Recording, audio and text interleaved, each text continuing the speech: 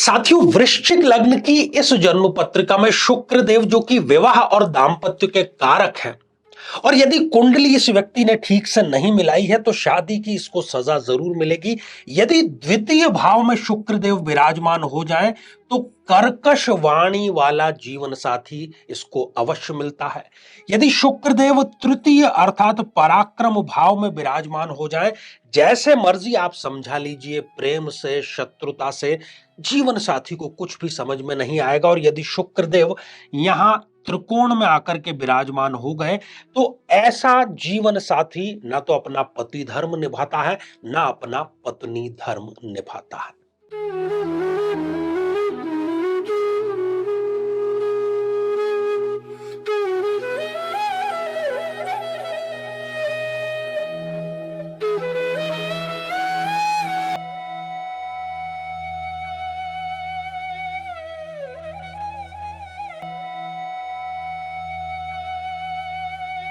तो मेरे बहुत ही प्रिय और बेहद सम्मानित साथियों, हृदय की असीम गहराइयों से अभिनंदन, बहुत बहुत हार्दिक स्वागत।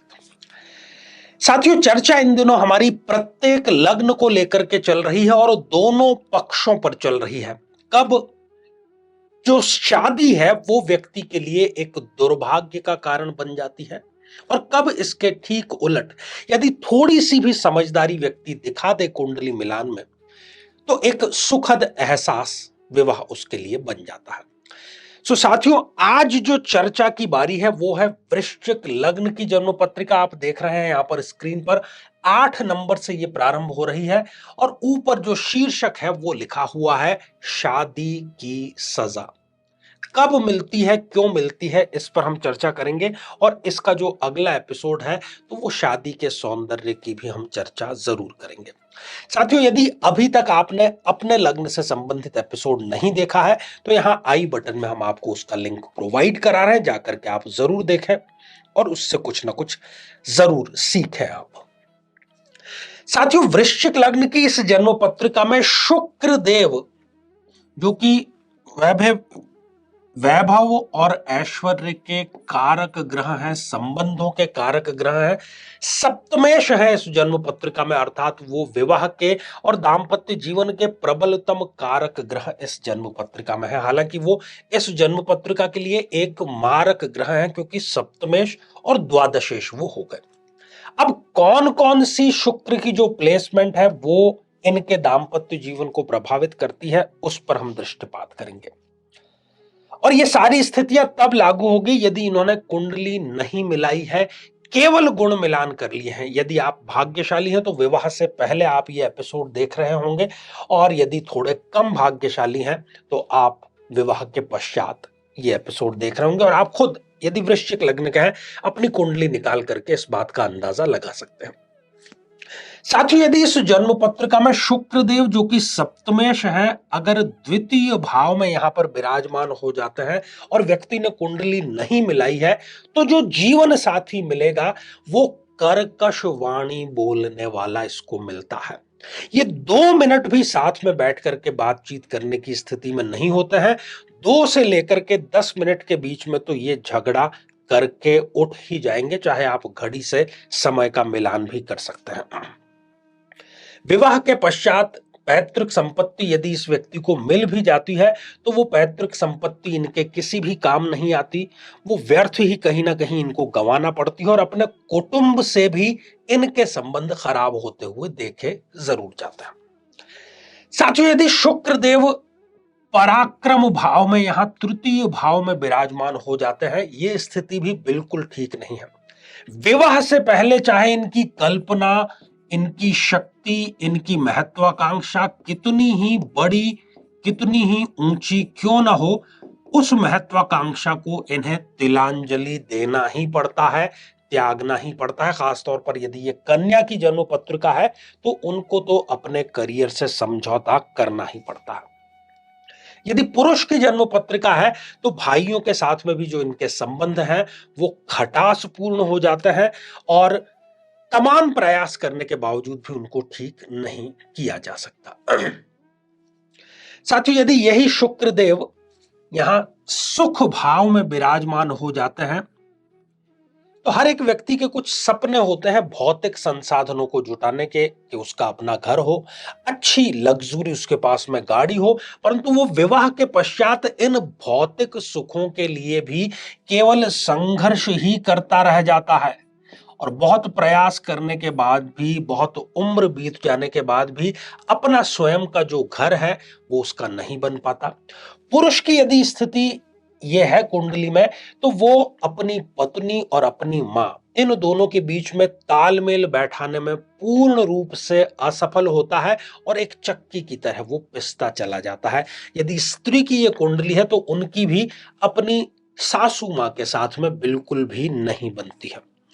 इस स्थिति में शुक्रदेव यदि इनका कहीं गलत निवेश करा दे भूमि में, जहां पर कि इनके संघर्षों से, खून पसीने से जो कमाया गया पैसा है वो डूब जाए, तो बिल्कुल भी ये गलत नहीं होगा, बिल्कुल भी इस बात में जो अतिशयोक्ति है वो नहीं होगी। साथियों, आगे बढ़ते हैं और एक और स्थिति के बारे में चर्चा करते हैं। यदि शुक्रदेव इस जन्म पत्रिका में नवम भाव में विराजमान हो जाते हैं, तो देखिए हर एक रिश्ते में और खास तौर पर जीवन साथी के रिश्ते में, पति पत्नी के रिश्ते में, हर एक का अपना कोई धर्म होता है। पर यह स्थिति क्या करेगी, यहां मारक भाव नवम में जाकर के चला गया है। यदि ये पुरुष की जन्म पत्रिका है तो पत्नी का जो धर्म इनके प्रति होता है वो पालन नहीं करेंगी।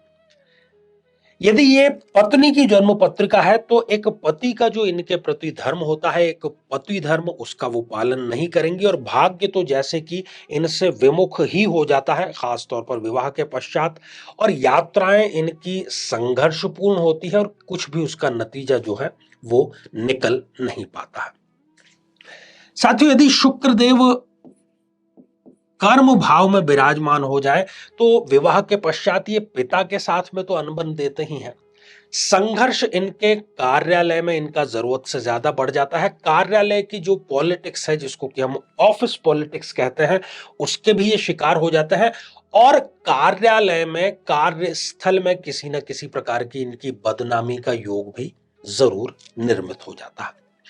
साथियों, यदि शुक्रदेव इस एकादश भाव में विराजमान हो जाते हैं तो यहां पर भी वो व्यक्ति की आय पर ब्रेक लगाने का कार्य करेंगे, लाभ की स्थिति को घाटे में लाने का कार्य करेंगे और घर में बहुत छोटी छोटी बातों पर, जिसको कि हम विवाद और गृह क्लेश कहते हैं, उसकी स्थिति यहां पर स्पष्ट रूप से निर्मित होती नजर आ रही है।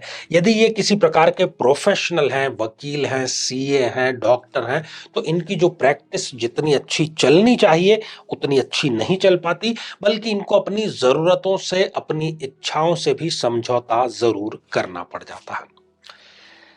साथियों, इसके अतिरिक्त ये तो हमने सप्तमेश शुक्र की स्थिति के बारे में चर्चा कर ली। यदि मारक ग्रह कोई यहां पर आकर के विराजमान है, अब इस जन्म पत्रिका की यदि हम बात करते हैं तो सबसे पहले हम बुध की बात करेंगे। यदि बुध देव सप्तम भाव में विराजमान हो जाता है, चूंकि बुध इस जन्म पत्रिका के लिए एक मारक ग्रह है, तो बुध की दशा अंतरदशा इनके लिए बिल्कुल भी ठीक नहीं कही जा सकती और वो सारी परेशानियां जिसकी अभी हमने चर्चा की वो विवाह के पश्चात इनको झेलनी अवश्य पड़ती है।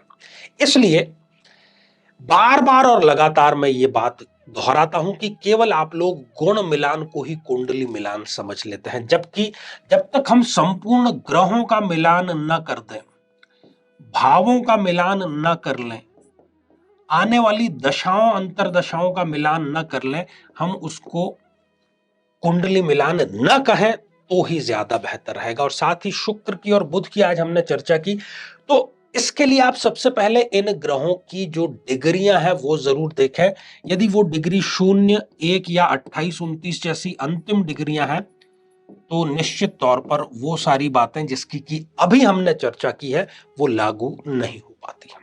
जीवन में किसी समस्या का सामना कर रहे हैं, जैसे कि शादी में देरी होना, पति पत्नी में मनमुटाव या तलाक तक की नौबत आ जाना, संतान का प्राप्त न हो पाना, नौकरी या धन प्राप्ति में बाधा आना, जीवन के प्रत्येक क्षेत्र में किसी न किसी प्रकार की बाधा आना, तो आज ही अपनी जन्म पत्रिका का संपूर्ण विश्लेषण करवाएं और पाएं समस्या से सदैव के लिए मुक्ति।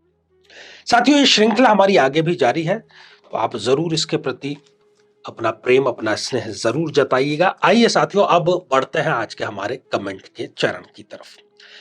तो साथियों, पहला ही जो कमेंट है ये एस बाना जी ने लिखा है, गुरु जी सादर प्रणाम, आशीर्वाद हृदय की असीम गहराइयों से।